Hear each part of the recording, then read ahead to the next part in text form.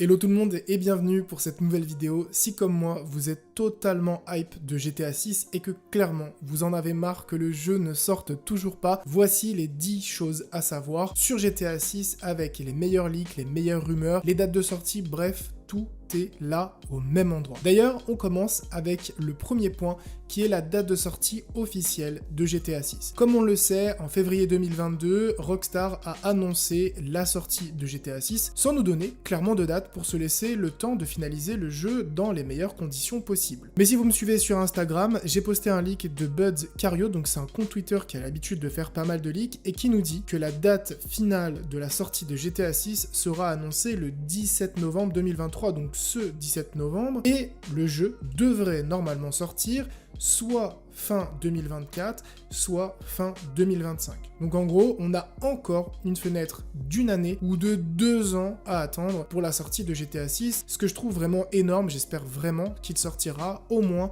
en fin 2024. En deux, on va parler du leak du gameplay et le retour de Vice City qui normalement a été confirmé sur GTA 6. Alors, en septembre 2022, on a eu un leak de gameplay qu'on a tous vu, j'imagine, avec un joueur féminin, mais en fait, ce leak proviendrait d'un gameplay qui date de 2020. Je sais pas si vous vous rendez compte, c'est un leak qui est sorti 2 ans plus tard, sachant que les devs ont continué à bosser dessus. Alors, visiblement, de ce qu'on a pu voir, Vice City reviendrait sur GTA 6, et ça c'est vraiment une excellente nouvelle puisque Vice City est l'un des meilleurs Grand Theft Auto après San Andreas, pour moi bien sûr. Et du coup l'excitation monte encore puisque pour tous ceux et celles qui ont joué à Vice City, vous aviez des voitures à l'ancienne, des paysages très verdurés, donc j'ai hâte de voir personnellement à quoi va ressembler Vice City en 2024 ou en 2025 vu par Rockstar, ça risque d'être vraiment incroyable. En point numéro 3, on va parler des protagonistes. Alors, visiblement, sur GTA 6, ce qui a leak, c'est que on devrait avoir 2 caractères,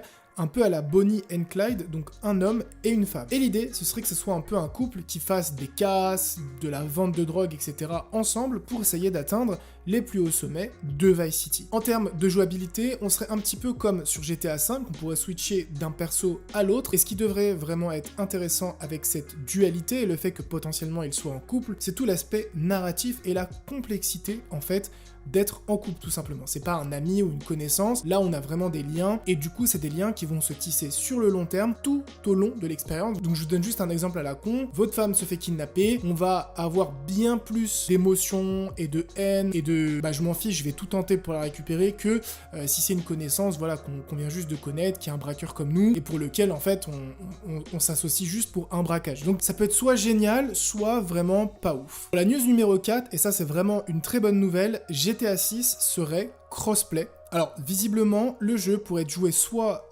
sur les consoles next-gen, soit sur PC, et potentiellement, si vous avez un pote qui est sur PC, vous pouvez jouer avec lui sur votre console. Par contre, le jeu ne devrait pas sortir sur PS4 ou sur Xbox ancienne version. Pour la partie crossplay, je pense que c'est vraiment intéressant parce qu'il y a une énorme communauté GTA sur PC avec des modeurs incroyables. Donc moi, ce que je kifferais, c'est que les mods qu'on a sur PC puissent être jouables sur console. Mais bon, ça, j'y crois pas trop, on verra à la sortie. En 5e news, on parle de la map. Alors la map, si vous avez une toute petite map, vous allez vous faire chier. Si vous avez une trop grande map, vous risquez aussi de vous faire chier.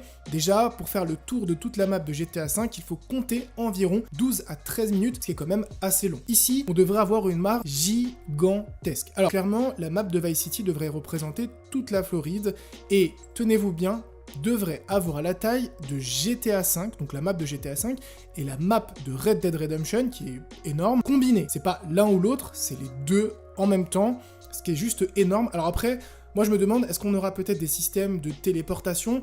Mais connaissant Rockstar, j'y crois moyennement. Est-ce que les voitures iront plus vite? Potentiellement.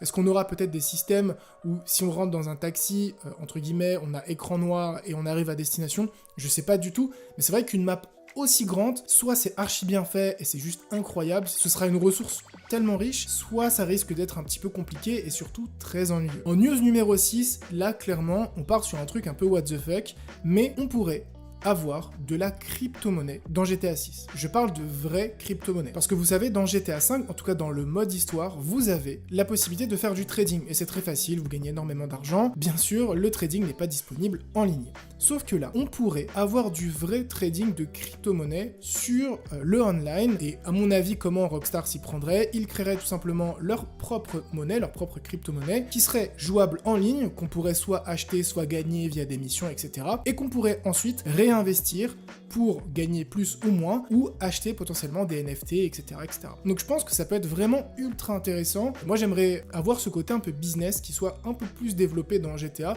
puisque le but de GTA, c'est de devenir super riche, etc. C'est un peu à la Tony Montana. Donc ça peut être vraiment ultra intéressant. En rumeur et en leak numéro 7, on a vu des propositions de jobs pour des live event coordinators chez Rockstar, et visiblement, si on voit ces jobs-là, c'est que les grosses annonces arrivent très bientôt, puisque ce sont des personnes qui vont se charger de préparer les annonces ou de les présenter, etc., etc. Cette partie-là nous hype énormément, le temps de recruter la personne, le temps de la former, on serait bien sur 1 à 2 ans pour la sortie du jeu. Pour la news numéro 8, là on part encore dans un truc, c'est une top nouvelle, mais on part encore dans un truc un peu what the fuck, c'est que la map pourrait évoluer en fonction de ce que les développeurs veulent faire. Imaginez, vous avez votre map GTA 5 plus Red Dead Redemption réunis, déjà c'est juste énorme. Et ensuite, en fonction du souhait des développeurs, et pour agrandir et augmenter la durée de vie du jeu, les devs vont pouvoir augmenter la taille de la map à volonté, donc faire apparaître une île, faire apparaître une nouvelle ville, une nouvelle route, etc. Je pense que c'est vraiment ultra intéressant si on a des mises à jour récurrentes, sachant que maintenant GTA 5,